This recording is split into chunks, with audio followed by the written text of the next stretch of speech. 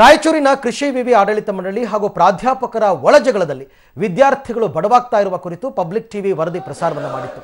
ಇದರ ಬೆನ್ನಲ್ಲೇ ಈಗ ಪಿಎಚ್ಡಿ ಹಾಗೂ ಎಂಟೆಕ್ ವಿದ್ಯಾರ್ಥಿಗಳು ಪ್ರಾಧ್ಯಾಪಕರ ವಿರುದ್ಧ ಹೋರಾಟಕ್ಕೆ ಇಳಿದಿದ್ದಾರೆ.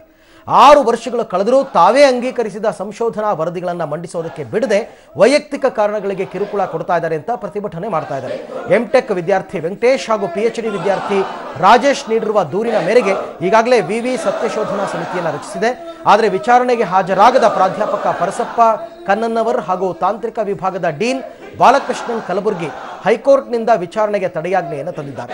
ಇದರಿಂದ ವಿದ್ಯಾರ್ಥಿಗಳಿಗೆ ಸಂಶೋಧನೆ ಮುಗಿಸೋದಕ್ಕೆ ಇನ್ನೂ ಕೂಡ ವಿಳಂಬವಾಗ್ತಾ ಇದೆ. ಸಮಸ್ಯೆ ಬಗೆಹರಿಸದ ಕೃಷಿ ವಿಶ್ವವಿದ್ಯಾಲಯ ನಮ್ಮೊಂದಿಗೆ ಆಟವಾಡ್ತಾ ಇದೆ ಅಂತ ವಿದ್ಯಾರ್ಥಿಗಳು ಆಕ್ರೋಶ ವ್ಯಕ್ತಪಡಿಸಿದ್ದಾರೆ.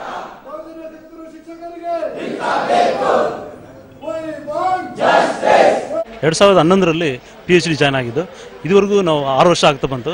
ನಮಗೆ ಮಾರ್ಗದರ್ಶನ ಡಾಕ್ಟರ್ ಪಿ ಬಾಲಕೃಷ್ಣ ಅವರು. ಇದುವರೆಗೂ ನಾವು 6 ರಿಸರ್ಚ್ ಪೇಪರ್ ಪಬ್ಲಿಷ್ ಮಾಡಿದ್ವಿ. PhD ಇದುವರೆಗೂ ಕಂಪ್ಲೀಟ್ ಮಾಡೋಕ್ಕೆ ಬಿಡ್ತಾ ಇಲ್ಲ. ಅವರು ವೈಯಕ್ತಿಕ ದ್ವೇಷಗಳಿಂದ ಮತ್ತು ಅವರು ಚೇಂಬರ್ಗೆ ಹೋದ ಸುಮ್ಮನೆ ಬೈಯೋದು ಈ ಥರ. ನಾವು ಒಳ್ಳೆ ರಿಸರ್ಚ್ ಮಾಡಿದ್ರು, ನಾವು ವಾಟರ್ ಬಗ್ಗೆ ಒಳ್ಳೆ ರಿಸರ್ಚ್ ಮಾಡಿದ್ರು ಅದನ್ನು ನಾವು ಕೊಲಿಕೆಮ್ ಆಗಿ ಫೈನಲ್ ಕೊಲಿಕೆಮ್ ಆದರೂ ನಮಗೆ ಸಬ್ಮಿಷನ್ ಮಾಡ್ಲಿಕ್ಕೆ ಬಿಡ್ತಾ ಇಲ್ಲ. ಟೀಚರ್ಗಳು ತಮ್ಮ ವೈಯಕ್ತಿಕ ದ್ವೇಷನ ವಿದ್ಯಾರ್ಥಿಗಳ ಮೇಲೆ ಸಾಧಿಸ್ತಾ ಇದ್ದಾರೆ. ಈಗ ಏನಾಗ್ತಿದೆ, ನಾವು ಈಗ ನಮ್ಮ ಥೀಸಿಸ್ನ ಕಂಪ್ಲೀಟ್ ಮಾಡಬೇಕಂತಂದರೆ ಕೋರ್ಟಿಂದ ಸ್ಟೇ ವೇಕೆಂಟ್ ಆಗಲೇಬೇಕು. ಸ್ಟೇ ವೇಕೆಂಟ್ ಆಗಿಲ್ಲ ಅಂದರೆ ನಾವು ಇದೇ ಥರ ವೇಟ್ ಮಾಡಬೇಕಾಗುತ್ತೆ. ಇಷ್ಟು ದಿನ ಅಂತ ನಾವು ವೇಟ್ ಮಾಡೋದು, ವಿದ್ಯಾರ್ಥಿಗಳ ಜೀವನ ಈ ಥರ 6 ತಿಂಗಳು 3 ವರ್ಷ ಹಾಳಾಗ್ತಾ ಇದೆ.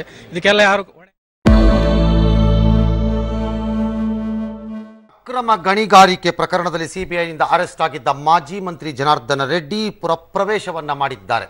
ಕೊನೆಗೂ ತಮ್ಮ ಮೌನವನ್ನು ಮುರಿದಿದ್ದಾರೆ.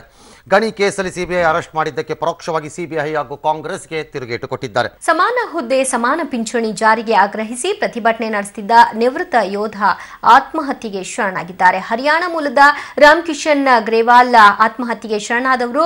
ಇವರು ಸಮಾನ ಹುದ್ದೆ ಸಮಾನ ಪಿಂಚಣಿಗೆ ಆಗ್ರಹಿಸಿ ದೆಹಲಿಯ ಜಂತರ್ ಮಂತರ್ನಲ್ಲಿ ನಡೆದಿದ್ದ ಪ್ರತಿಭಟನೆಯಲ್ಲಿ ಭಾಗವಹಿಸಿದ್ರು.